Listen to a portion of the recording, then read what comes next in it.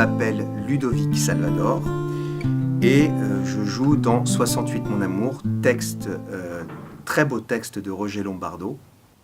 Si nous voulions nous rapprocher de la vie, il nous fallait ouvrir de nouvelles voies, nous enfoncer dans l'inconnu, réveiller l'imaginaire, élargir le champ de la conscience. C'est un témoignage au premier abord. L'auteur raconte ce qu'il a vécu à cette époque-là. Il s'était produit quelque chose. Un éclair, une secousse, un séisme, ressenti partout à travers le monde. Mais ça n'est pas que ça. Ça lui permet de remettre dans leur juste proportion ce qu'ont été ces événements. Bien sûr, il y a eu des pavés, des pavés jetés, des voitures brûlées, il y a eu de la violence, mais il y a eu surtout un mouvement incroyable d'espoir.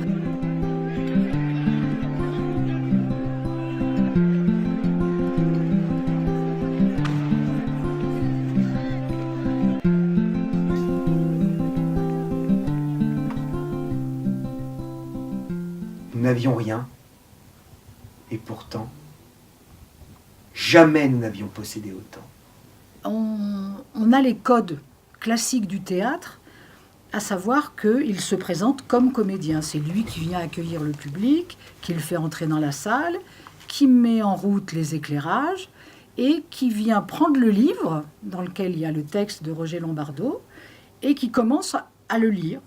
Et puis petit à petit, évidemment, il entre dans le texte en tant que comédien et il le vit. J'avais une quinzaine d'années, je me trouvais à table avec ma mère et saisi par le désespoir, je lui avais dit « Je ne comprends pas, maman. Je ne comprends rien à ce monde. Il a les couleurs du paradis et on y vit comme en enfer. » Donc il y a 68 et il y a Mon Amour.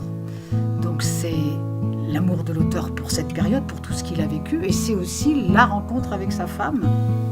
Je t'avais rencontré quelques mois après la Révolution.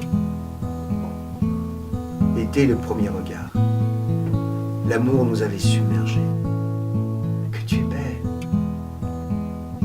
Je ne me lasse pas de te regarder.